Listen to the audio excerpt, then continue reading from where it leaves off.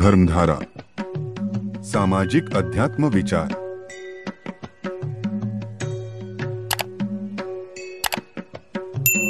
आजी आनंदोरे सभाय अभ्यंतरी अवघा परमानंदोरे। 1 2 3 4 5 6 रे युतुके विचारुणी मग परमानंदो रहारे। 7वा अवतार 8वा वेळोवेळा। 7वा अवतार 8वा वेळोवेळा।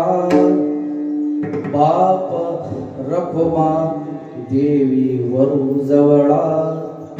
1 2 3 4 5 6 रे युतुके विचारुणी परमानंदो।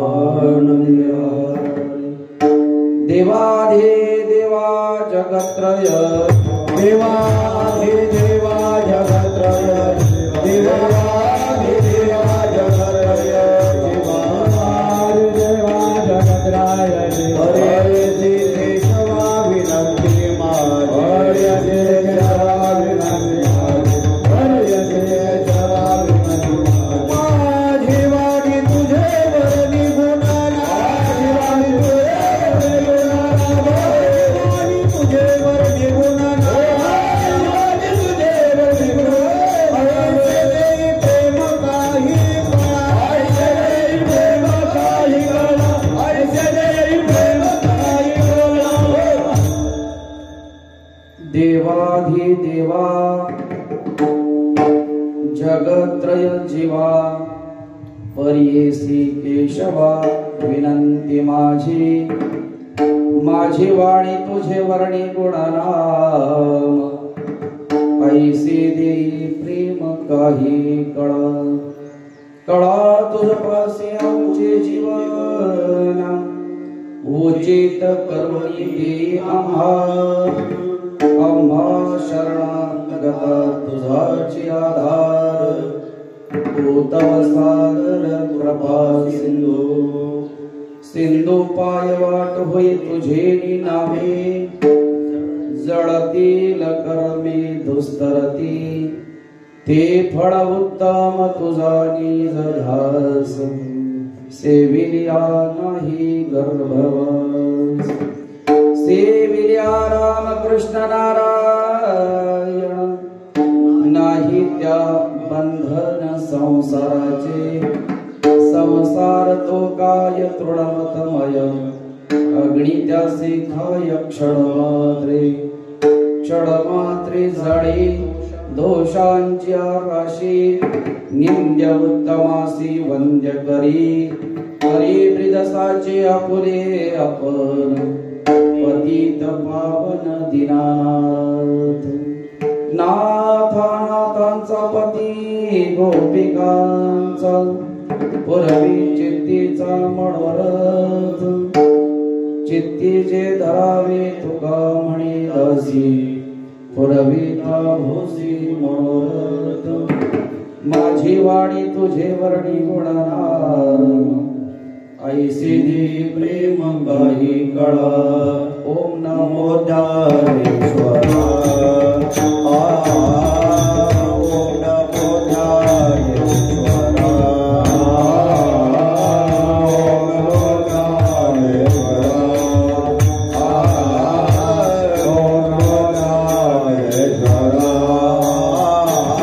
ओम नमो ज्ञानेश्वराय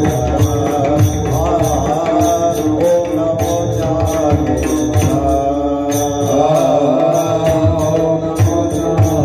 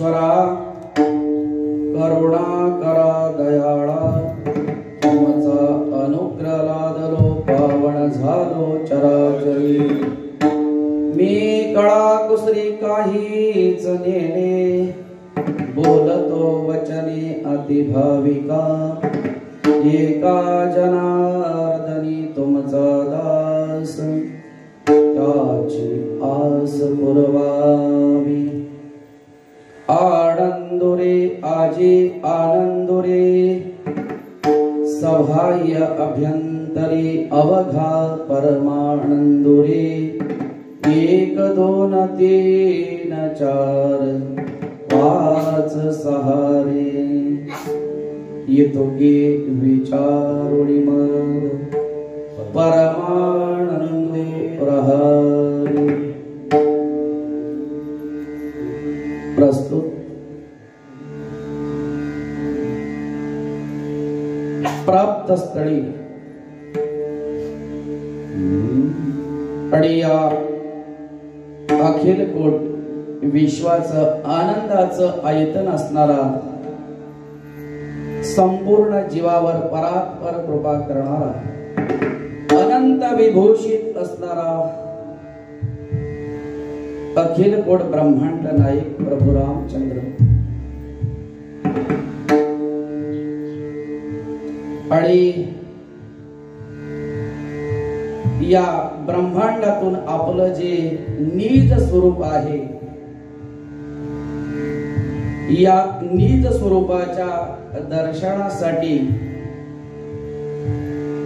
संपूर्ण जगताला त्या परमेश्वराची भेटी व्हावी दर्शन व्हावं नवे नवे तर देव ही संज्ञा म्हणजे तरी काय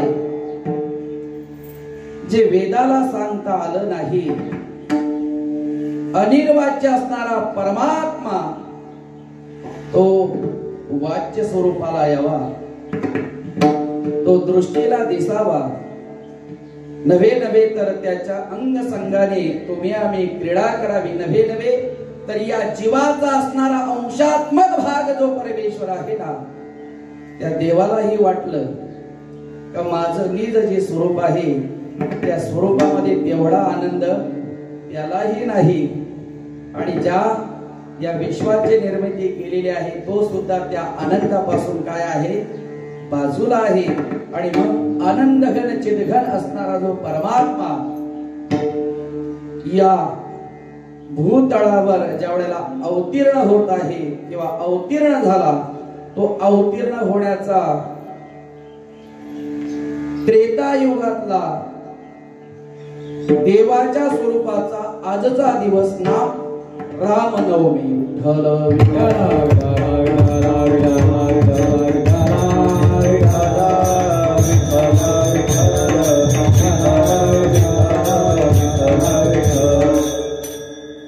आणि या आनंदाला श्री क्षेत्र तुंगेश्वर मठावर 42 वर्ष पूर्ण झालेले किती 42 वर्ष पूर्ण होऊन सुद्धा आम्हाला आनंद अजूनही त्या ठिकाणी मिळत नाही का मिळत नाही मला वाटतंय आपलं आपण शोधलं पाहिजे वर्ष 42 आहे ऐकायला अजून 42 सुद्धा नाही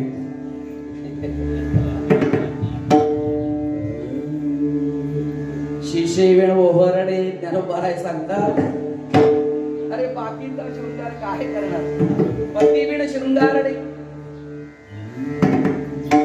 जिच्या जीवनात पतीच नाही तिचा शृंगार जसा व्यर्थ आहे जसं शिशनाम डोकंच नाही आणि मग बाकीचे अलंकार घालायला प्रयास केला तर ते जसं हस होतंय तसं तुमच्या आमच्या जीवनामध्ये हस झालेलं आहे अरे जो परात्पर परमेश्वर आनंदाचे घड परमेश्वर आहे आणि तो तुमच्या आमच्या हृदयात जोपर्यंत येत नाही तोपर्यंत किती प्रयास करा आनंद कशाला म्हणतात हे तुम्हाला कळणार नाही तो आल्याशिवाय आणि तो यावा म्हणून हा अट्टास आहे एक बीजा केला नाश फळकड झाले फळकड आहे एक बीजाचा नाश झाला बुडते हे जग न देखवे डोळा येतो कळवळा म्हणून या मला वाटतंय काय उद्दिष्ट असेल बाबांचं का ज्या स्थानावर मी आलेला आहे या स्थानाच्या अवतीभोवती असणारा हा परिसर आहे या परिसराचं आणि त्यामध्ये त्यांच्या हृदयामध्ये राम बसावा आणि त्यासाठी एका साधूने आपलं सगळं आयुष्य कशासाठी वेचलेलं आहे फक्त तुमच्या आमच्या आनंदासाठीच वेचलेलं आहे त्यांना त्याची गरज नव्हती साधूला संताला त्याची गरज नाही पण आपणासी ठावे ते इतरासी आणि शाणे करुणी ठेवावे जग सकळ जगाचा कळवळा येतोय आणि म्हणून त्या जगाला शिकवण्यासाठी प्रयास आहे कोणाचा साधू नाम संतांचा आणि तो प्रयास आपण हस्त्यावरी घेऊन जातोय तुम्ही आम्ही जसा संसाराच्या अनुषंगाने जो विचार करतोय ना तोच परमार्थाच्या अंगाने काय करतो विचार करतो इथे आपली गल्लत आहे मी मागे सांगितलं होतं परमार्थ आणि तुमचा आमचा प्रपंच हे भवसागर रूपी असणाऱ्या सागराचे दोन तट आहेत भवसागराच्या अलीकडचा तट म्हणजे तुमचा आमचा काय आहे संसार आहे पण तुम्हाला त्या पलीकडच्या तटावर जायचं आहे त्यावेळेला मधला असणारा जो मायेचा पडदा आहे मग जो संसाराचा असणारा सगळा व्यापार करता बरोबरी दुरावसी भवाची या पुरी वहावसी भरणा तुमच्या आमच्या जीवनात होते पण अलीकडेच असणाऱ्या काठापासून इकडं तिकडचं तीर पाहायचा तुम्ही आम्ही कधी प्रयास करत नाही ज्या वेळेला तिकडचा तीर पाहायचा प्रयास होईल त्यावेळेला प्रपंचाचे संसाराचे असणारे सगळी तुमची आमची कारण त्याच ठिकाणी थांबली जातील आमची थांबत नाही याचा अर्थ आम्हाला तिथपर्यंत जायची इच्छाच नाही हे आतापर्यंत चाललाय हे सगळा काय चाललाय फक्त खेळ चाललेला आहे आणि ज्याने ज्याने खेळ करायचा प्रयत्न केलेला आहे त्याच्या मागे खेळ खंडोबा होणार आहे विठ्ठल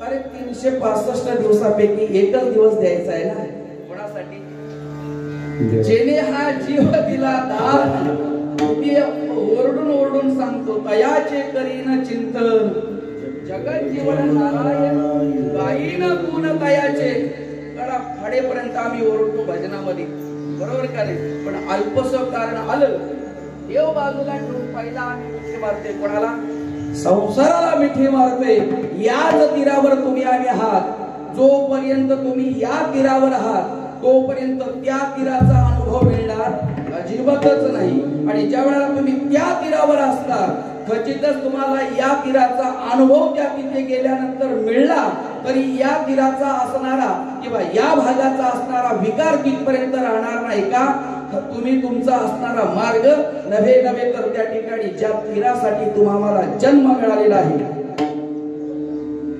बरं मी सांगतो असं नाही प्रत्येकाने बाई दिलेलीच आहे का नाही सप्तमास होता जीवाते आठवी तसे माते स्मरण मी सांगते तुम्हाला विसर पडला असेल पण साधू संतांना विसर पडला नाही त्यांनी तुम्हाला ठाई ठाई जागवलेला आहे काय सांगितलेलं आहे या जगाला संत जागवायला का आले बाबा तू ज्या 7 महिन्याचा होता त्यावेळेला अनेक प्रकारच्या काय सांगू गर्भीच्या मग भोगिता नारायणा मांस मळ मूत्र लढा तुझं क्षणोक्षणा एवढं दुःख अतोनात होतं त्यावेळेला पहिली क्रिया जीवानी काय केलेली आहे क्षणाक्षणाला देवाला आठवलेलं आहे बरोबर आणि त्या 7 महिन्याच्या वयामध्ये आठवल्याचा परिणाम काय झाला देवाला लगेच कळवळा आला किती ज्या वेळेला राम म्हणजे काय बोलता येत नाही वाचा कुंठित होती कुठे गर्भाशयामध्ये कृष्ण काय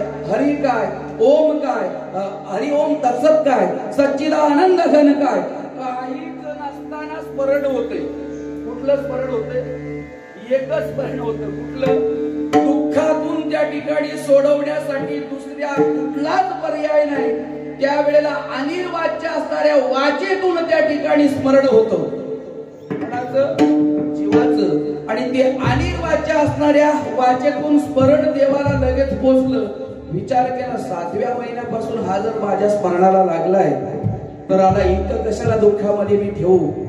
लगेच त्या ठिकाणी देवानी 9व्या महिन्यामध्ये बाहेर काढलं का नाही.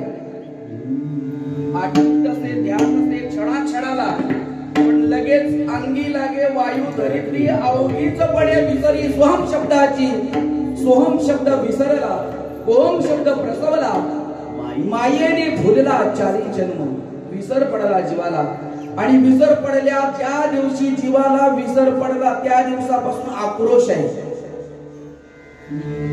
ज्या दिवशी विसर पडलाय त्या दिवसापासून आक्रोश आहे. सांगा माता माऊल्यानो, तुमच्याच गर्भामध्ये आमची वाढ झालेली आहे. त्या गर्भामध्ये बाळ रडलं असं एकही मातेने सांगावं करून. 7 महिने तर तिच्याच 9 महिने कोणाच्या गर्भामध्ये आहे? त्या मातेच्याच गर्भामध्ये आहे. या सर्व माऊल्या मात्या आहेत. या माऊल्यांना विचारा, आम्ही त्या असणाऱ्या अवस्थेतून बाहेर आलो पण मला वाटते अजूनपर्यंत पुरावा सापडला नाही, सापडणार सुद्धा नाही. का सापडणार नाही? आक्रोश होता का? 9 महिने आक्रोश अजिबात नव्हता का? स्मरण काय होतं? नित्य होतं. जीवाचं दुःख नाम आक्रोश कधी चालू होतो? ज्या वेळेला विसर पडतो. आणि विसर पडल्यानंतर तुमच्या आमच्या मागे काय लागलेलं आहे? दुःख लागलंय. आपलं स्वरूप आनंदाचं आहे का नाही? मग आपल्याला आनंद हवा आहे याचा आपल्यालाच अनुभव 9 महिन्यापर्यंत होता तो नव्हता. ते दाखवण्यासाठी, त्याचं स्मरण करण्यासाठी ठाई ठाई संत असतील, साधू असतील, बाबा असतील, यांनी तुम्हाला काय केले? अरे बाबा, तुझा जो हरवलेला आनंद आहे ना, त्या आनंदाची तू प्राप्ती कर तरच तुला सुख आहे. अन्यथा त्या व्यतिरिक्त जे आहे ना, हे सगळं दुःखम दुःखम दुःख, हे सगळं काय आहे?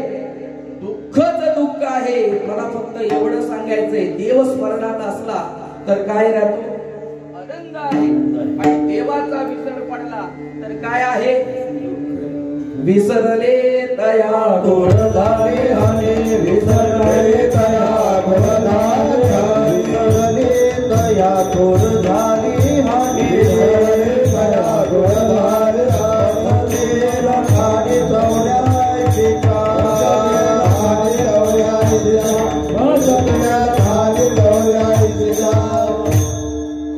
सांगतात विसरले त्यांच्या जेवढा काय परिणाम झाला, त्यांची हानी झालेली आहे.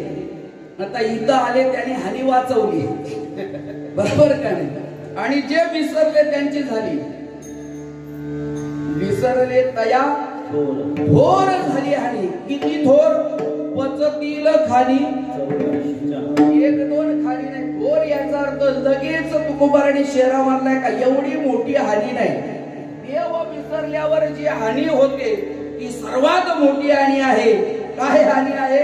पचतील खाणी 84. आणि ज्या ज्या खाणीमध्ये जा त्या खाणीमध्ये दुःखच भरलेलं आहे. हे आपल्या वाट्याला येऊ नये म्हणून बाबांनी आपलं आयुष्य काय केलं?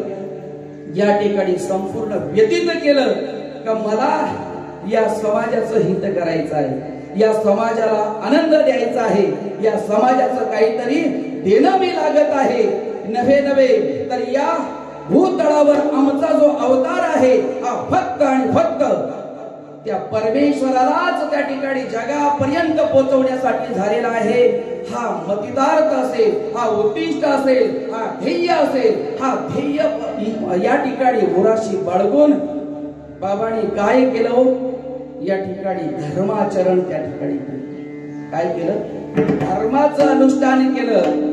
बाबांचं चरित्र कसं आम्ही मला वाटतंय 9 अभंग या ठिकाणी केलेले आहेत.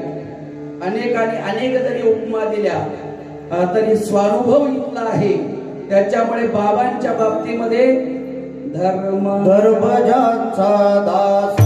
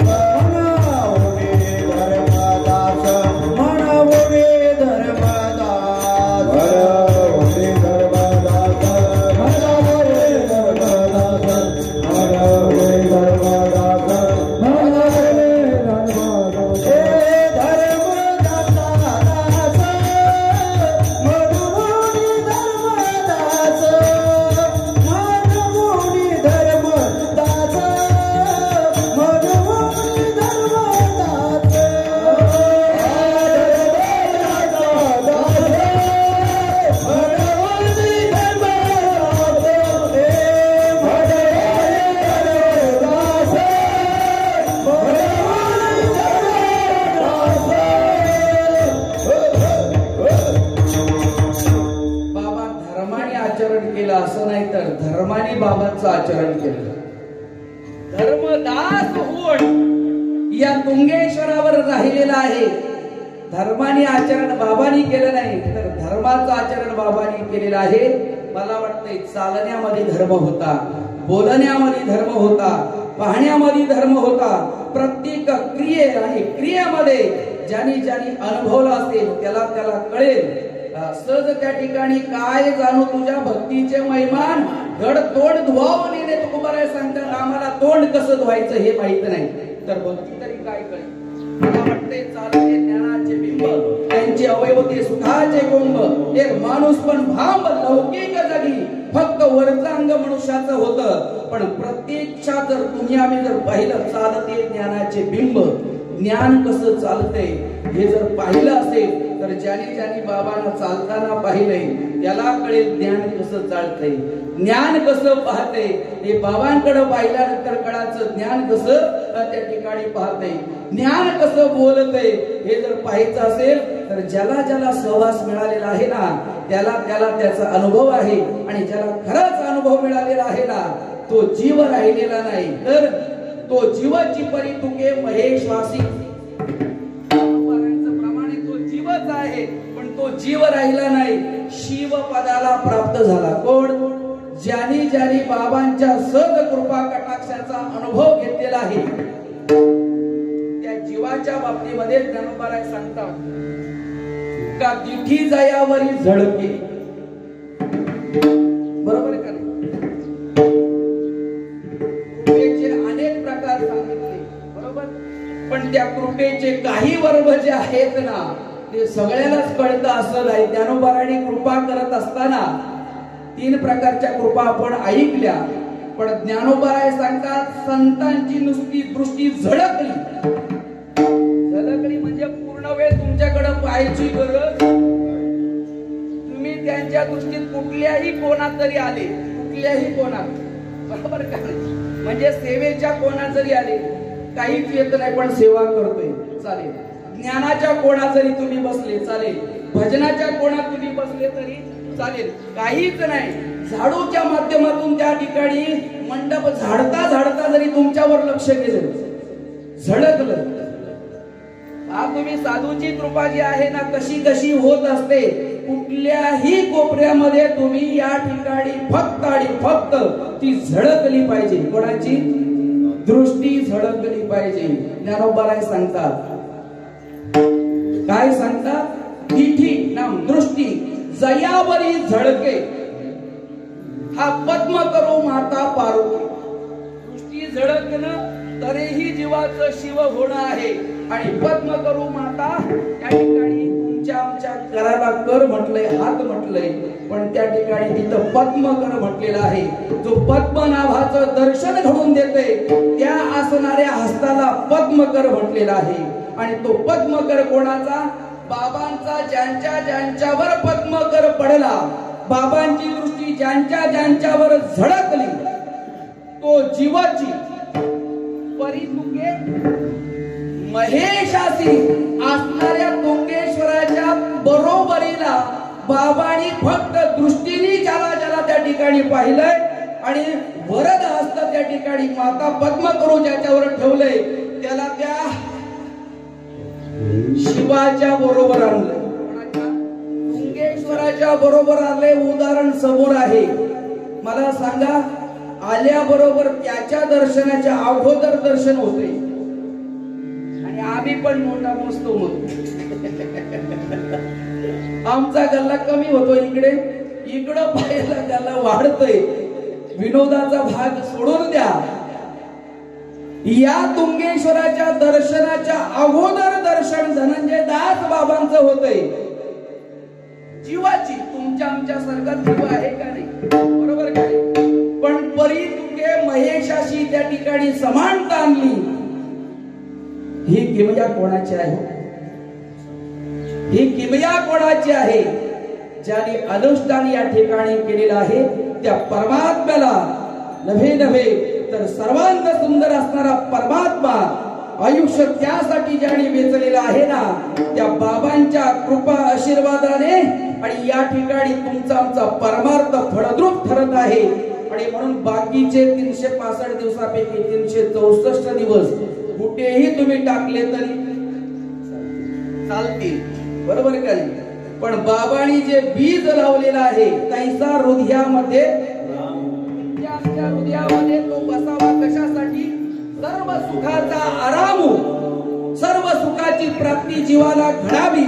म्हणूनच रामनवमीचा उपक्रम आहे, म्हणूनच अखंड हरिनाम सप्ताह आहे, म्हणूनच या ठिकाणी पारायण आहे. हा खेळ म्हणून चाललेला नाही. ज्याला ज्याला आपल्या जीवनामध्ये तो आनंद मिळावा असं वाटत असेल, कृपया तुम्हाला हात जोडून विनंती करतो, त्याने तुंगेश्वराच्या असणाऱ्या प्रांगणामध्ये जो बाबांनी जे असणारे संकल्प धर्माचे नीतीचे या ठिकाणी रुजू केलेले आहेत ना, त्यापासून वंचित राहू नका. फक्त तुम्ही या ठिकाणी समर्पित भाव ठेवा. मग त्या ठिकाणी देवा कारणे भाव तस्मात त्यावे न लगे फारसे. हजाराचं दिलं तर इकडं काय आहे? आजीव. हजाराच्या खाली असलं तर सजीव पण आहे, पण आजीव हजारापासून पुढे आहे. फारसे वित्त लागत नाही, देता आलं तर बरोबर का? न लगे फारसे वित्त झाले एक चित्त तरी बहुत. ज्याच्याकडे नाही त्याला आग्रह नाही असं वाटू देऊ नका. का हजारामध्ये आम्ही बसत नाही तर तुंगेश्वरला जायचंच नाही. हजार हा वेगळा भाग आहे, धर्माच्या व्यवहाराचा भाग आहे. त्यामध्ये अर्थ मोक्षाच्या असणाऱ्या संयुक्त असणाऱ्या संगतीमध्ये तो आहे, म्हणून तो भाग आहे. प्राधान्यक्रमाने भाग धर्माचा आहे, नीतीचा आहे, विचाराचा आहे. तुमच्या आमच्या सुखासाठीच हा प्रयास आहे, आनंदासाठी हा प्रयास आहे आणि तो मिळावा यासाठी 42 वर्ष या ठिकाणी हा प्रयास आहे.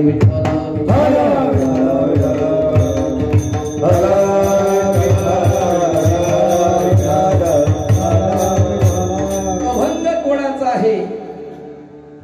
संत शिरोमणी ज्ञान चक्रवर्ती कैवल्य निधान असणारे ज्ञानोबराय.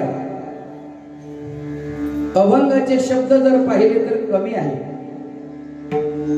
साधू संतांचे शब्द कमी असतात, बोलणं कमी जरी असलं तरी त्यामधलं व्यापकत्व जे आहे ना, ते ज्ञानोबरायांच्या भाषेमध्ये जर सांगायचं झालं किंवा शास्त्राच्या भाषेमध्ये जर सांगायचं झालं, संत कमी अक्षराने तुमच्या आमच्या पर्यंत तो ज्ञान, ते ज्ञान आणि तो देव हृदयामध्ये बसवायचा प्रयत्न करतात. पण संत पदवीला गेलेलाच बाकीच्यांचं मग पळणार जे आहे ना, ते पळणार चालत नाही. अल्प अक्षरम असंदिग्धम सार्वत विश्वतोमुखम.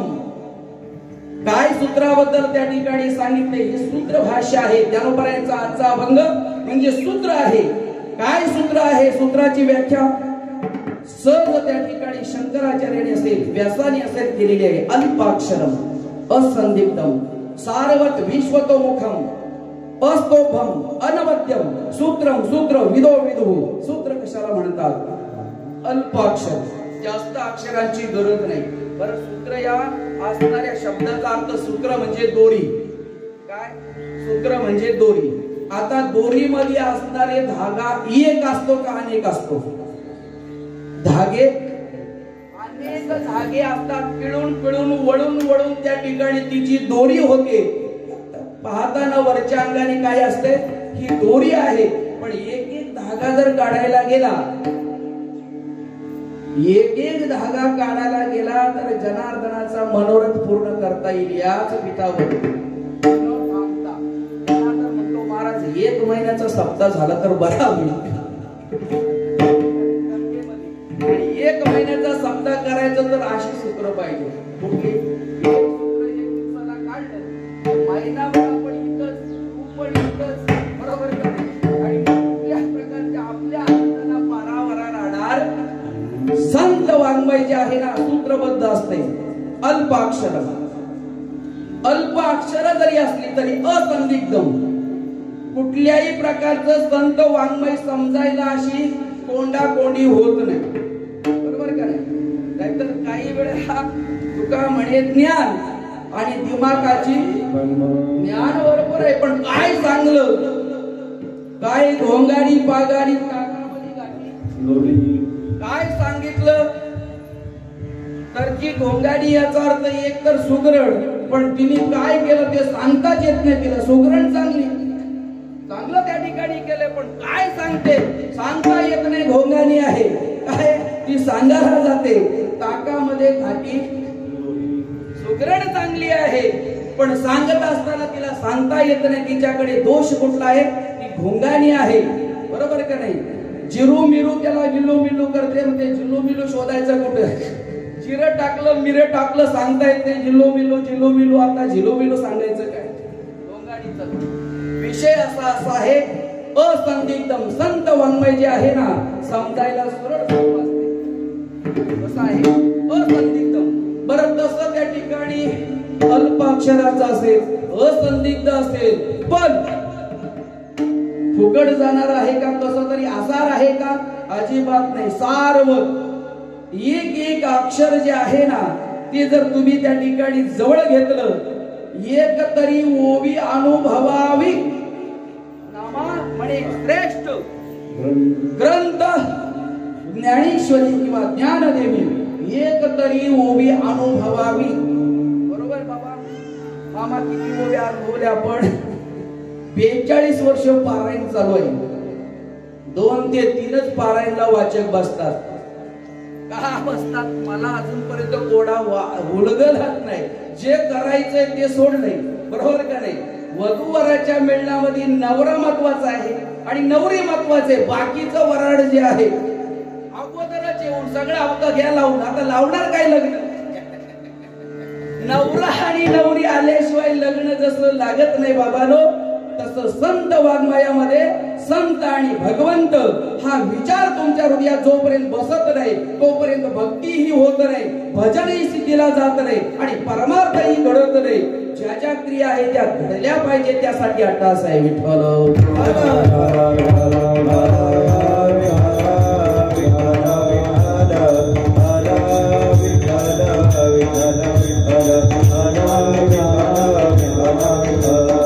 अल्पाक्षरम असंदिग्धम सार्वत विश्वतोमुखम. कसं म्हटलेलं आहे सूत्र? विश्वतोमुखम याचा अर्थ विश्वाच्या ज्ञानाला गवसणी घालणार असं शब्द आहे. कोणाकडे ज्ञान विश्वाला गवसणी घालेल असं सामर्थ्यवान असणारी अक्षर कोणाची आहेत? सद संतांची आहेत बाबानो. बरं अस्तोभ्यम ती अक्षर भांडण तयार करीत नाही. तुमची आमची अक्षर तुम्ही आम्ही बोलत नाही का? संतही तसेच बोलले का नाही? आणि तुम्ही आम्ही तसेच बोलतो, बरोबर का नाही? एखाद्या बाईनी एखाद्याला मेल्या एवढंच बोला घरी गेल्यावर. शेजाऱ्या काय दिसल्याबरोबर हे मेल्या एवढंच बोला ना.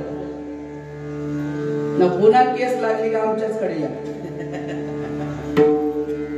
तुमच्या आमच्या वाणीतून मेला हा शब्द जर गेला तर भांडण होते, पण संतांच्या वाणीतून मेला शब्द गेला तर ते ज्ञान होते. पाप मेला, आजा मेला, पंजा मेला, बाप मसना गेला. या काय आहेत? शिव्याच आहेत किंवा ते शब्द कसे आहेत? भांडण लावून देणारेच आहेत, पण ते आम्ही स्वर, ताल आणि मृदुंगाच्या गायनाच्या असणाऱ्या स्वरामध्ये गातो. हे शब्द कोणाचे आहेत? संतांचे. त्याला इकडचा ताल तिकडे जमत नाही, तिकडचा स्वर तिकडे जमत नाही, एवढे स्वरबद्ध लावून या शिव्या दिल्या जातात. कोणाच्या? संतांच्या. आजा मेला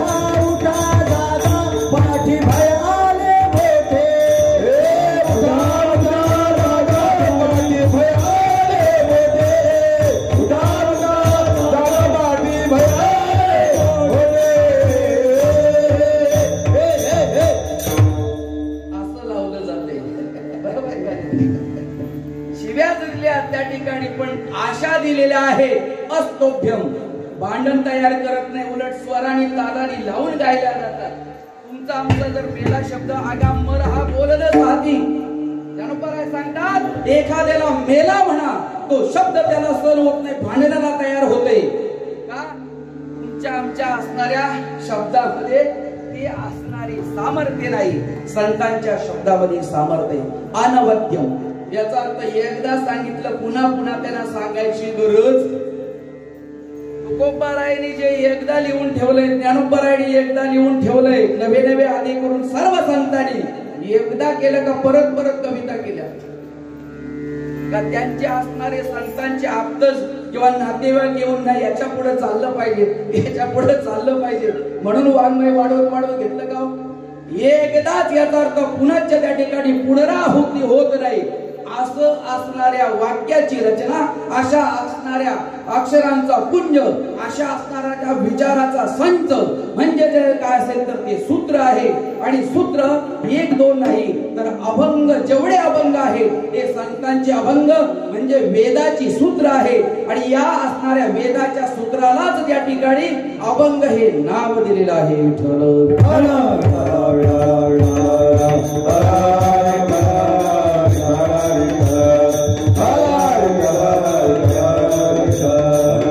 आणि 12व्या शतकामध्ये एक वैश्विक क्रांती केली. ते ज्ञान कैवल्य चक्रवर्ती ज्ञानोबराय या अभंगामध्ये भगवंताच्या स्वरूपाचं वर्णन करत असताना नवे नवे वर्णन करता करता त्या स्वरूपाचं दर्शन घडल्यानंतरचा जो अनुभव आहे तो अनुभव अभंगाच्या प्रथम चरणामध्ये Ah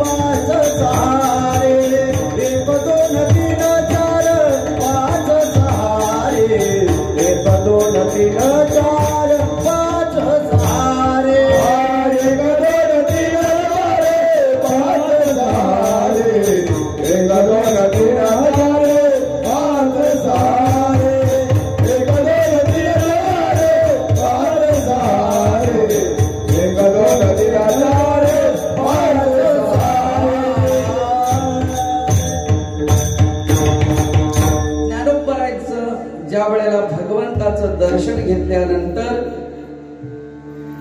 ज्ञानोबारायांच्या अंतःकरणामध्ये आनंदाची व्याप्ती जी आहे ना, त्या आनंदाच्या व्याप्तीचं आयतन आणि या हृदयामध्ये विराजमान झालं आणि जे विराजमान झालेलं आनंदाचं आयतन तेच मुखातून बाहेर पडताना मला काय प्राप्ती झालेली आहे, ती प्राप्ती ज्ञानोबाराय सांगतात आनंदाची झालेली आहे. आणि त्या आनंदाच्या व्याप्तीसाठी दुरुक्तीने ज्ञानोबाराय सांगतात आनंदो रे आजे आनंदो रे सभाय अभ्यंतरे अवघा परमानंदो रे. या ठिकाणी शंका अशी आहे, ज्ञानोबारायला आनंद झाला हे सांगण्यासाठी ज्ञानोबारायने आनंदो रे पुन्हा आनंदो रे दुरुक्तीने सांगायची काय गरज, आणि जो आनंद आहे पुन्हा त्याला परमानंद सांगायची काय गरज, एवढा विषय सोडवायचा आहे. विठ्ठल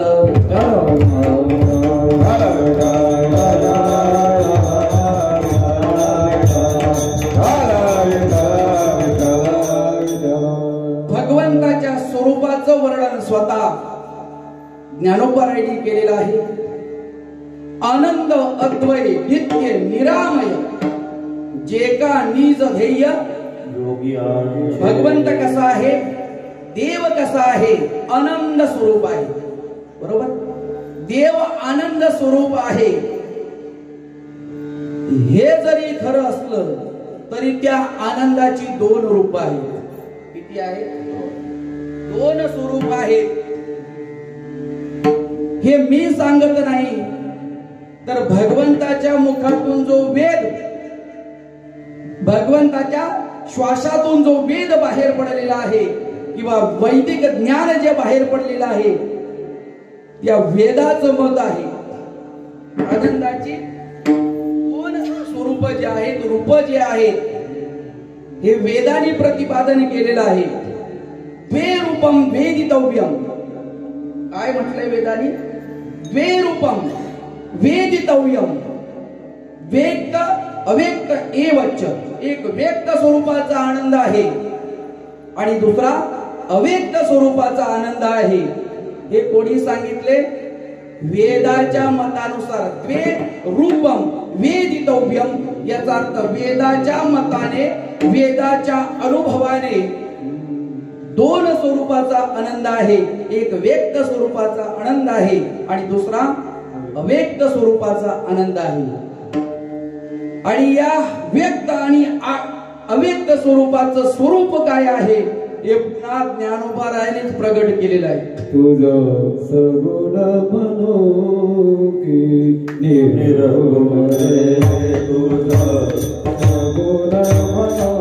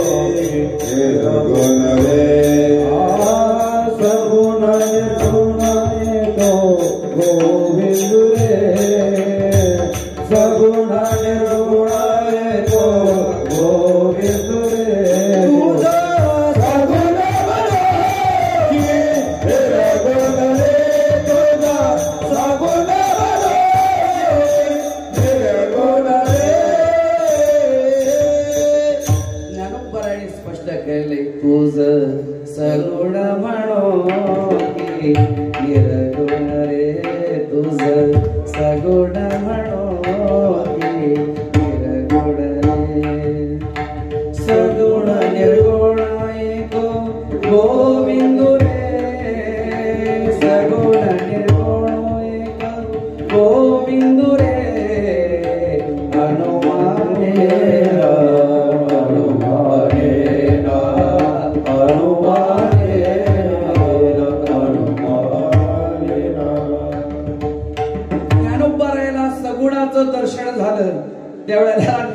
निर्गुणाचा आनंद आठवला, निर्गुणाचा आनंद घेतला, त्यावेळेला सगुणाचं स्वरूप पुढे आलं. ज्ञानोबा म्हणतात, तुझ सगुण म्हणू का निर्गुण म्हणू, हा आनंद खरा आहे का हा आनंद खरा आहे.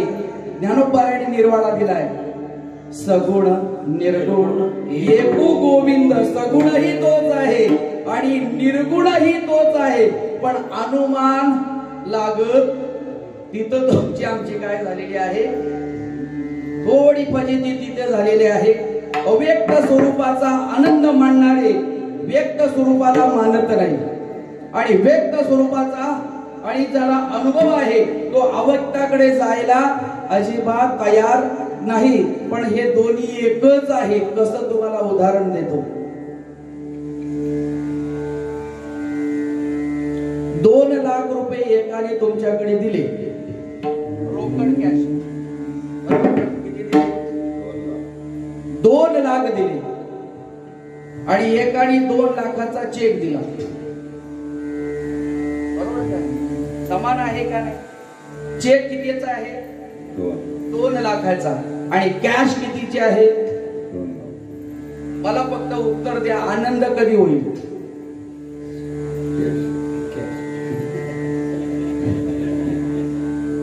आनंद कधी होईल? 2 लाख रुपये डोळ्यांनी पाहिल्यावर आनंद आहे का 2 लाखाचा चेक हातात पडल्याचा आनंद आहे? कसला आनंद आहे? रोकडचा आनंद आहे. तुमचा निर्वाळा बरोबर का? मग आता ज्यांनी 2 लाख रुपये समजा तुमची उधारी दिलेली आहे, कुठली? बरोबर, रोकड न देता चेकनी दिलेली आहे, बरोबर. मग ती जर तुम्हाला त्याचा आनंद नाही म्हणून त्याला लगेच परत देता का? का परत देत नाही? त्याच्यावर पण विश्वास आहे. काय आहे? जेवढ्या 2 लाखाच्या असणाऱ्या रोकडवर आनंद आहे तेवढा चेकवर पण आनंद आहे, फक्त तो डिपॉझिट होईपर्यंत. बरोबर का? डिपॉझिट झाल्याचा मेसेज आला का लगेच बरोबर. 2 लाख हातात पडल्यावर लगेच आनंद आहे, चेक हातात पडला आनंद मिळत नाही. डिपॉझिट झाल्याचा मेसेज आला, बरोबर का नाही? आनंद आहे. पण मला दुसरं कारण असं सांगायचे, जेव्हा तुमच्या हातात 2 लाखाचा चेक पडला आणि तेवढ्यात एक उधार मागायला आला तुमच्याकडे, काय उधार मागायला आला? माझे त्यातले 1 लाख आहे ते दे. बरोबर का नाही? 1 लाख देता येतील का? चेक हातात 2 लाखाचा असून त्याची उधार आहे. 2 लाखाचा चेक हातात आहे, 1 लाखाची उधार त्याची आहे, पण 2 लाखाचा चेक असून 1 लाख देता येत. अव्यक्ताचा आनंद वाटता येत. अव्यक्त स्वरूपात आनंद नाही असं नाही. 2 लाख हेही आहे आणि 2 लाख हे आहे, पण तुम्हा आम्हाला 2 लाखाचा आनंद चेकचा नाही, अव्यक्ताचा का नाही? तर त्याला वाटता येत. हातात असून इथं 2 लाखाची कॅश आहे, लगेच 1 लाख काढला देता येईल, बरोबर का? पुन्हा 1 लाख खिशात ठेवता येतील. त्यालाही आनंद आहे, त्यालाही आनंद आहे. चेक लाख त्या ठिकाणी 2 लाखाचा चेक हातात असून मागणाऱ्यालाही आनंद नाही आणि देणाऱ्याला सुद्धा देता येत नाही. अव्यक्त स्वरूपाला जो स्वरूप सांगितलेला आहे ना, ते नाही असं म्हणता येत नाही. ते आहेच बाबानो, पण त्याचा आनंद तुम्ही आम्ही वाटू शकत नाही, त्याला व्यक्त करता येत नाही. का? तर तो अव्यक्त स्वरूपाचा आहे. आणि अव्यक्त स्वरूपामध्ये क्लेशोम क्लेशोम अधिकतर, क्लेशो अधिकतर तेषाम अव्यक्ता सत्य चेतसाम अव्यक्ता ही गतिर् दुःखम देवद्भीर अवाप्यते. अव्यक्ताचा आनंद प्राप्त करण्यासाठी अगोदर खूप काय आहे? कष्ट आहे. किती कष्ट आहेत आता तेवढं सांगायला आपला पुढचा भाग थांबेल. पुढा कार्यक्रम आहे तेव्हा बघू आपण. क्लेशो अधिकतर तेषाम अव्यक्ता सत्य चेतसाम, अव्यक्तावर चित्त आसक्त करण्यासाठी अनेक विध प्रकारचं दुःख आहे. किती दुःख आहे हे मी सांगतो तुम्हाला. ज्ञानोबराय सहज सांगतात पहा,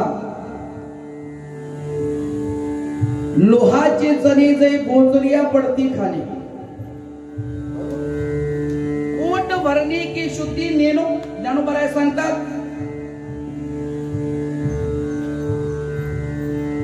लोहाचे चणे जे बोचरिया पडती खाणे, ते पोट भरणे की प्राणी शुद्धी नेनो. पोट भरायचं का जीवनाला मुकायचं? एक तर चणे बोचऱ्याला ज्याला दातच नाही त्याला चणे जमतील का? नाही. बरं, त्याला चणे खायला द्यायचे, ते पण लोखंडाचे. त्याने चणे खायचं का आपला जीव कमवायचा? हे जेवढं कठीण आहे ना, तेवढा अव्यक्ताच्या आनंदाच्या प्राप्तीसाठी एवढं कठीण दुःख आहे. आणि म्हणून त्या ठिकाणी तो आनंद जरी प्राप्त झाला तरी वाटता येत नाही, सांगता येत नाही. आनंद अव्यक्ताचा वाटताही येत नाही आणि सांगताही येत नाही. जो ज्याच्या श्वासापासून उत्पन्न झाला त्या वेदाला सांगता आलं नाही, त्या लक्ष्मीला सांगता आलं नाही, अवतीभोवती असणाऱ्या त्या शेषावर रोज त्या ठिकाणी शयन करत त्या शेषाला सुद्धा सांगता आलं नाही, तर तुम्ही आम्ही काय सांगू शकते? पुसू नका बाही वेदासी बाही पडलेची नाही, वेदासी बाही पुसू नका बाही वेदासी बाही, पुसू नका बाही वेदासी बाही कळलेची नाही, कळलेची नाही, पडलेची नाही, पडलेची नाही. शेष शिनला, शेष शिनला, शेष सिंगला, शेष सिंगला. आया श्री सहस्र जिव्हा, जिव्हा, जिव्हा. देवता विदेवरी उभा, उभा. देवता विदेवरी उभा, देवता विदेवरी उभा, उभा. देवता विदेवरी उभा.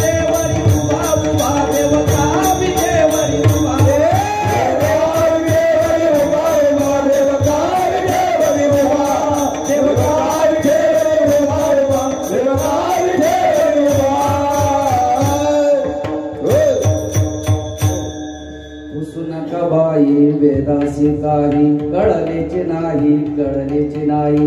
शेष शिनला झाल्या 20 जिव्हा, जिव्हा, जिव्हा. देव कावितेवरी उभा, उभा. देव कावितेवरी उभा, देव कावितेवरी उभा, उभा. देव कावितेवरी उभा. वेदाला सुद्धा तो आनंद सांगता येत नाही. वेद जाणू गेला पुढे मौनावला. त्यामुळे अव्यक्ताचाही आनंद आहे. आणि म्हणून ज्ञानोबाने आनंदुरे हा पहिला एक शब्द त्या ठिकाणी त्याची योजना केली. पण त्या आनंदाचं जगताला काही उपयोग आहे का? अजिबात नाही. तुम्हा आम्हाला जो व्यवहारात येणारा पैसा आहे त्याची गरज आहे. डिपॉझिट किंवा चेकची काही मतलब नाही, त्याच्यानी व्यवहार होणार आहे का? अजिबात नाही. आणि जीव हा काय आहे? तुमचा आमचा अगोदर व्यवहार झालेला आहे, बरोबर? कोणाबरोबर झालेला आहे? तुमचा आमचा जो व्यवहार झालेला आहे पंचमहाभूतांशी व्यवहार झालेला आहे. पंचभूतांचा गोंधळ केला एके ठाई मेळ, लाविला सबळ अहंकार त्या पाठी. ते मी ते काय माझे, कोण वागवी हे. तुकोबारांनी स्पष्ट केलेलं आहे का या पाचांचा व्यवहार झालेला आहे. कोणाशी? जीवाशी व्यवहार झालेला आहे.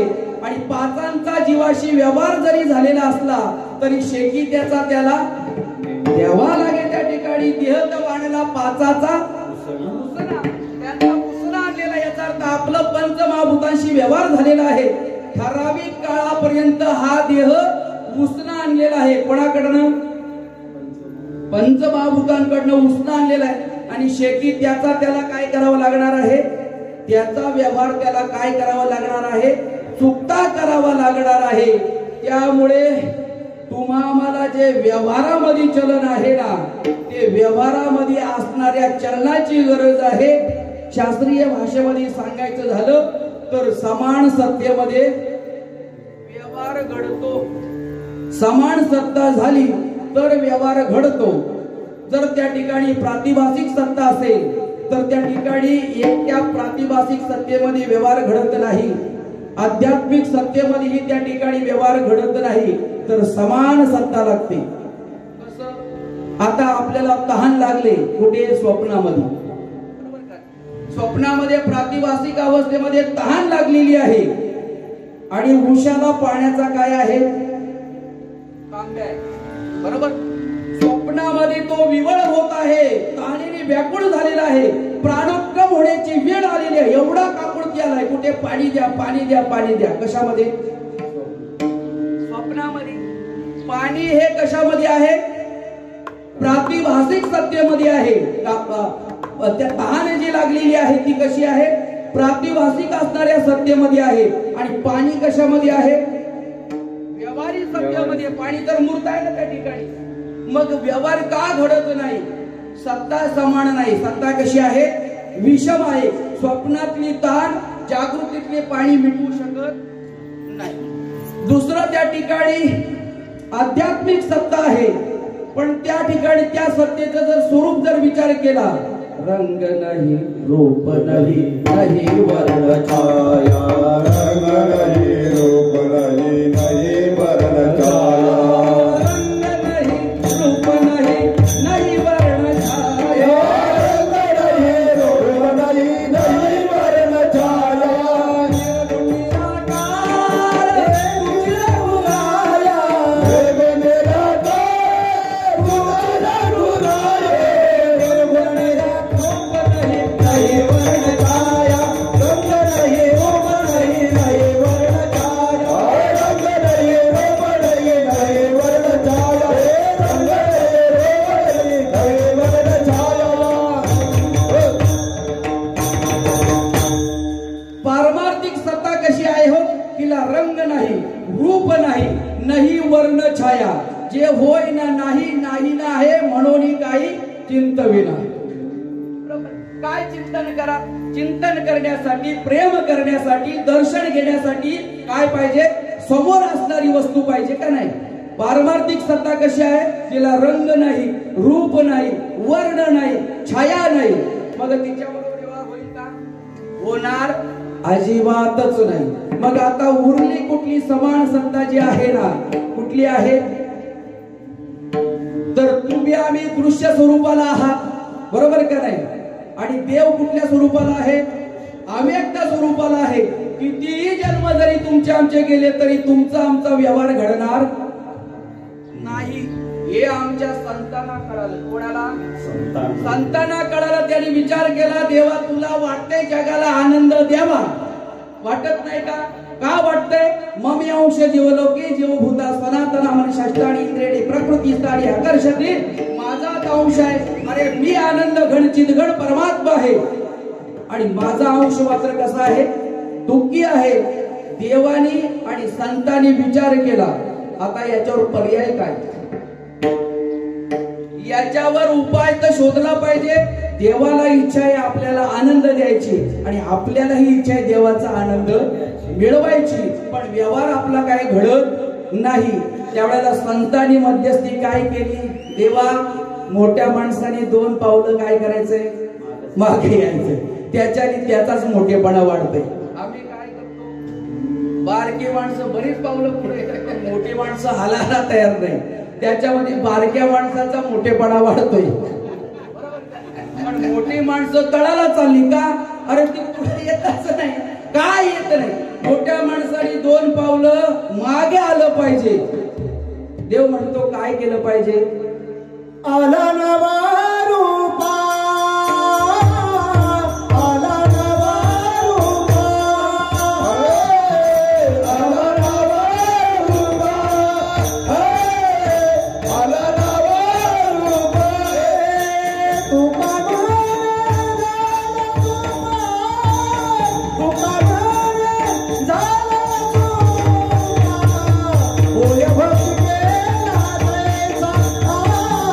होय भक्ती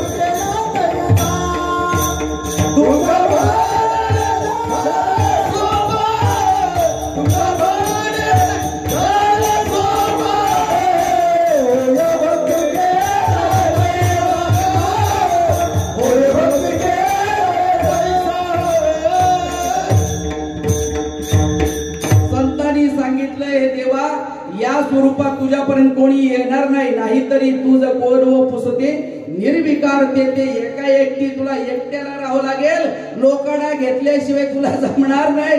एकटा राहायचं असेल कोणी तुला विचारणार आहे. निर्विकार ते एकाएकी कोण विचारणार तुला. मग त्यासाठी काय कर, तू 2 पावलं खाली ये. 2 पावलं खाली ये म्हणजे निर्गुणाची अवस्था सोड आणि तू सगुण हो. देवाला पटलं, काही लोकांना लगेच पटते, त्याला माहित आहे आपलं याच्यात फायदा आहे. आज देवाला अखिल सगळं ब्रह्मांड जे भजतय ते निर्गुणामुळं भजतय का सगुणामुळं. देवानी ऐकला, देवाचा फायदा झाला. प्रत्येकाच्या असणाऱ्या नवे या ब्रह्मांडामध्ये शून्य अवस्था जे होते ना, पहिले कोठेच नव्हते काही, अवघे शून्याचे होते पाही. चंद्र सूर्य तारा नाही, कानोबा तेरे ते सगळं तुझंच होतं. शून्याला काय त्या ठिकाणी व्यवहार शून्याचा घडत नाही आणि व्यवहारात शून्याला कुठल्याही प्रकारे वापरलं जात नाही. फक्त हास्यासाठी, व्यवहाराची पूर्ती करण्यासाठी वापरलं जात आहे. एरवी त्याचा काय उपयोग घडत नाही. मग देवाने आपलं स्वरूप सोडलं आणि देव काय झाला, व्यक्त स्वरूपाला नाम अवताराला आला. आणि ज्या दिवशी तो अवताराला आला त्या अवतारित असणाऱ्या देवाला आमच्या ज्ञानोबराने पाहिल्यानंतर मग त्या ठिकाणी ज्ञानोबराय सांगतात, आनंदुरे आजी आनंदुरे सभाय अभ्यंतरी अवघा परमानंदुरे.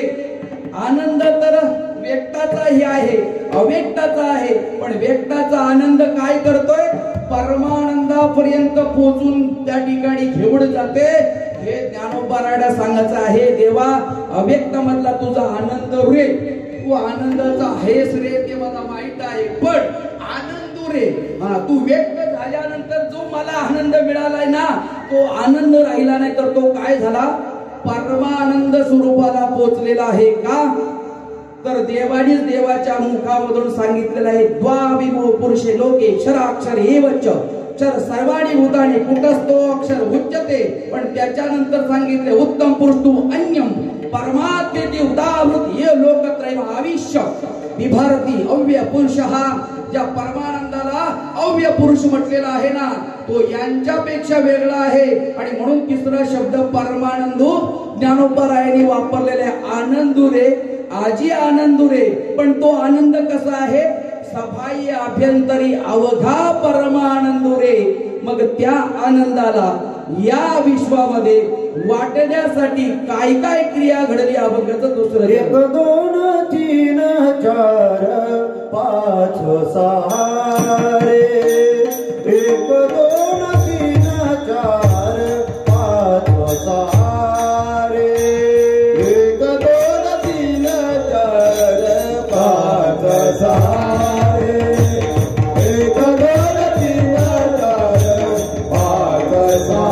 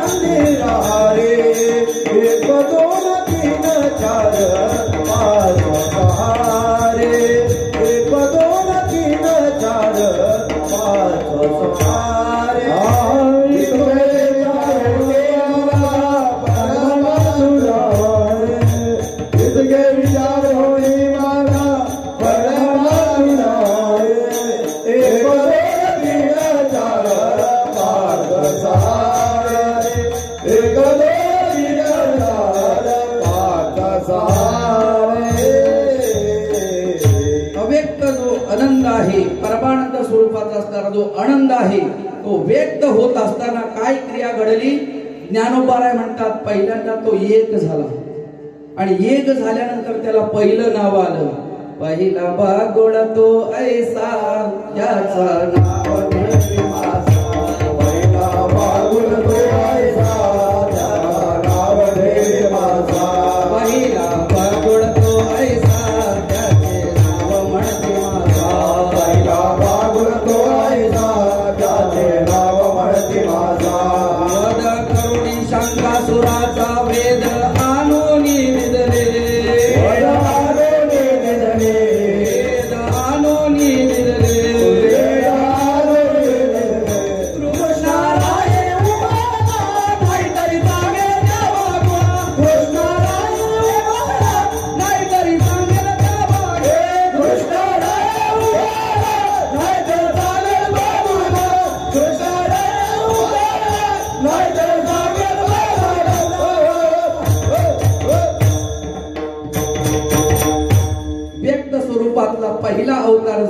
पहिला एक झाला, पहिला बागडतो ऐसा, त्याचा नाव म्हणती मासा, वद करोडी शंकासुराचा, वेद आनोनी विदधे.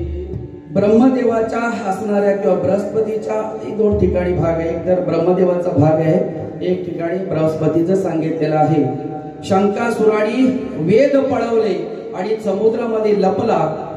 लपल्यानंतर समुद्रातून ते वेद नाम ज्ञान बाहेर काढण्यासाठी पहिला एक अवताराला जो आला तो माशाच्या स्वरूपाने आला. मस्त आम्हासाठी अवतार मस्तक कुर्मादी सुपर. पहिला एक झाला तेव्हा त्याला नाव मस्त पडलं. ज्यावेळेला दोन झाला त्यावेळेला त्याला कुर्म हे नाव पडलं. तीन झाला त्यावेळेला त्याला वराह मस्त कुर्म सुकर. त्याच्या पलीकडे पुन्हा चार झाला त्यावेळेला नरसिंह त्या ठिकाणी स्वरूपाला आला. पाच झाला त्यावेळेला परशुराम झाला. आणि सहावा अवतार बळीच्या द्वारी सहा काय झाला, वामन झाला. या 1 2 3 4 5 6 रे देवा आनंद देताना तू एवढ्या प्रकाराने पुढे आलास. मस्त झाला, कुर्म झाला, वराह झाला, सुकर झाला, परशुराम झाला, वामन झाला. पण देवा तेवढा आनंद वाटला नाही. एवढा मस्त झाल्यानंतर तेवढा आनंद नाही, कार्यापुरतच बरोबर का नाही. तेवढा आनंद आहे का, त्या देवाचंच रूप आहे का नाही. पण मत्स्य जयंती आपण करतो का, अजिबात करतच. बरं कुर्म आता काका झाला त्याला एवढा वेळ आपल्याकडे नाही, फक्त ऐकून घ्या कधीतरी सांगू. मत्स्य झाला देवा अवतार घेतला तू, पण अजिबात त्या ठिकाणी आनंद आम्हाला ते कार्यासाठी झालं, निघून गेला. कुर्म झाला अजिबात एवढा आनंद नाही. वराह झाला लोक फासा पाडून मारतात, माशाला जाळी टाकून मारतात. कासवाला घरी काहीतरी लक्ष्मी घेऊन यावा म्हणून त्या आता पूजायला सुरुवात केली. याचा अर्थच अन्वयातच लागत नाही, पण काहीतरी श्रद्धा आहे. सन्य इंद्रिय ग्रामम सर्वत्र समबुद्धते प्राप्नुवन्ति मामेव सर्वभूते इति रता. ही घासवानी अवस्था दाखवलेली आहे का. कुर्म वायला अंग पसरी, त्या ठिकाणी आपुले आपण आवरी. विषय समोर आले का जीवाने आपली इंद्रिय आवरली पाहिजे, त्याच्यासाठी ते अवतार आहे, ते सावध करते. आम्ही मात्र लक्ष्मीसाठी पोचतोय. असो तेवढाही आनंद नाही. बरं नरसिंह झाल्यानंतर अर्धा नर आणि अर्धा काय झाला देव, सिंह झाला. काही ठिकाणी जयंती होते, पण मला सांगा तेवढा आनंद नाही. त्या रूपाला तुमच्या घरात फोटो लावता का तुम्ही. मत्स्य स्वरूपाचा कोणी लावत नाही, कुर्म स्वरूपाचा लावत नाही, वराहाचा तर लावतच नाही. बरं त्या ठिकाणी नरसिंहाचा तरी लावला पाहिजे. लोक म्हणतात नको, हा देव काय एक बाजूला नर आहे दुसऱ्या बाजूला सिंह आहे, याचा अर्थ हे रूप आवडलं नाही, व्यवहाराला मान्य ठरलं नाही. मग पुन्हा परशुराम झाला. परशुराम झाला ब्राह्मण कुळामध्ये झाला. 21 वेळा पृथ्वी जी आहे क्षत्रिय निपात करून टाकले, पण तेही तेवढं भावलं नाही लोकांना. देवानी केला नाही का, अजिबात आवडत नाही, तेही आवडलं नाही. मग पुन्हा बळी झाला. बळीच्या ह्याच्यात वामन झाला. बरं वामन झाल्यानंतर स्वरूपाचं जे आहे ना, हसंती मधुरम क्रीडंती मधुरम मधुरापतिरे अखिल मधुरम. स्वरूपाकडे पाहिल्यानंतर आनंद तरी वाटला पाहिजे ना, अवतार वाटला पाहिजे का नाही. आमची अवतार आहे, अवतार वाटला पाहिजे का. बघितल्याबरोबर त्या ठिकाणी तो मज भावा, तो मज भावा, वेळोवेळा भावा. एकदा बघितल्यानंतर वाटला पाहिजे हा देव माझा झाला पाहिजे, किंवा मी देवासारखा झाला पाहिजे. वामन झाला देव, पण एवढा का बराच वटूक झाला. आणि एवढी लोक कोणाला आवडतात का, म्हणजे आता नाईला जसं स्वीकारली जातात तो भाग वेगळा आहे. पण पटुक माणसं जे आहेत ना, तेवढी आनंद देतात का पाहिल्याबरोबर नाही. म्हणजे दोष नाही, देवानी घेतलेला अवतार मी तुमचं सांगत नाही, देवाचं सांगते. 5वा 6वा त्या ठिकाणी भटूक झाला तरी आनंद नाही. म्हणून ज्ञानोबा सांगतात सांगतात 1 2 3 4 5 सहारे इतुके विचारून यांचा विचार करा. हे व्यवस्थित काका त्या ठिकाणी देव झाले हा विचार करा. पण जर तुम्हाला अनुसंधान लावायचं असेल, तुम्हाला चित्ताला स्थिर करायचं असेल, तुम्हाला भक्ती करायची असेल, तुम्हाला प्रेम त्या ठिकाणी आलिंगन द्यायचं असेल, आनंदाची व्याप्ती घडवायची असेल, तर त्या ठिकाणी इतुके विचारून परमानंदी राहा. परमानंद ज्याच्यामध्ये आहे ना त्या देवाच्या रूपावर राहा. तो परमानंद कुठला आहे? अभंगाचं शेवटचं 7वा अवतार 8वा वेळोवेळा 7वा अवतार 8वा वेळोवेळा 7वा अवतार 8वा वेळोवेळा 7वा अवतार 8वा वेळोवेळा 7वा अवतार 8वा वेळोवेळा 7वा अवतार 8वा वेळोवेळा 7वा अवतार 8वा वेळोवेळा 7वा अवतार 8वा वेळोवेळा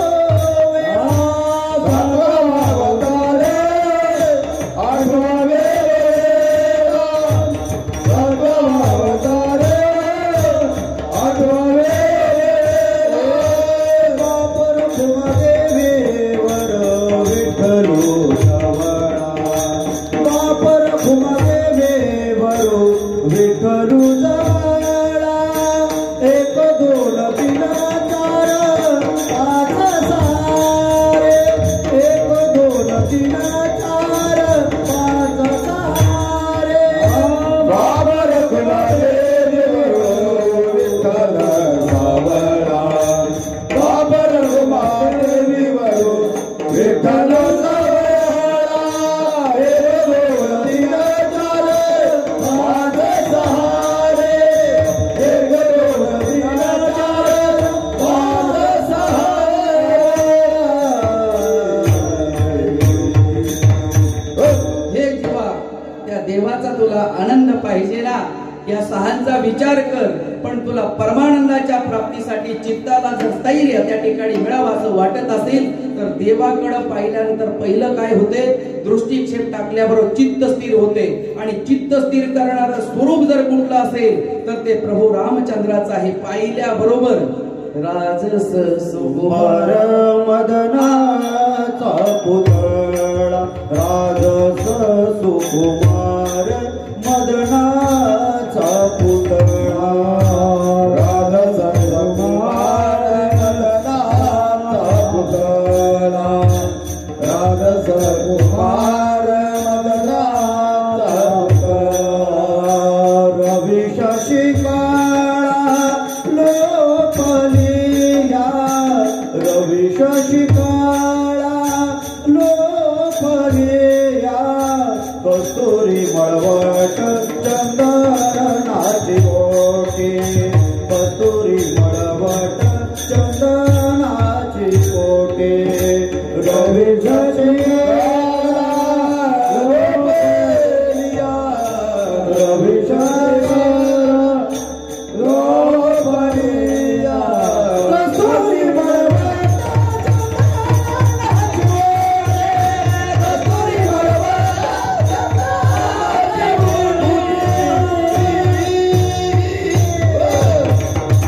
सातवा अवतार 8वा वेळोवेळा त्याच स्मरण का त्यानुसार सांगतात. राजस सुकुमार मदनाचा पुतळा रवी शशिकळा लोपल्या असा जो देव आहे. आणि त्रेतामध्ये आणि जन्माला येत असताना ज्या तिथीचं आणि औचित्य साधलेलं आहे ती तिथी म्हणजे उत्तम चैत्र मास उत्तम चैत्र मास उत्तम चैत्र मास उत्तम चैत्र मास वसंताचा दिवस वसंताचा दिवस वसंताचा दिवस वसंताचा दिवस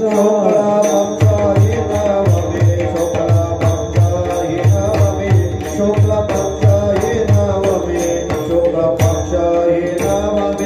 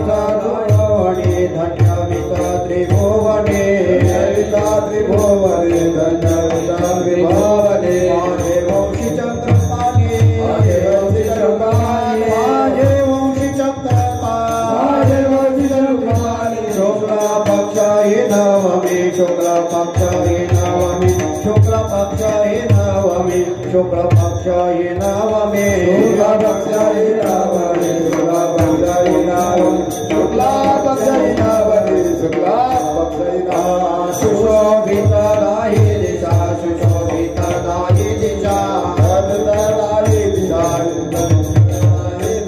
आनंद नर नारी शेषा आनंद नर नारी शेषा नर नारी शेषा शुक्ला पक्षी नवमी शुक्ला पक्षी नवमी शुक्ला पक्षी नवमी शुक्ला पक्षी नवमी शुक्ला पक्षी नवमी शुक्ला पक्षी नवमी शुक्ला पक्षी नवमी शुक्ला पक्षी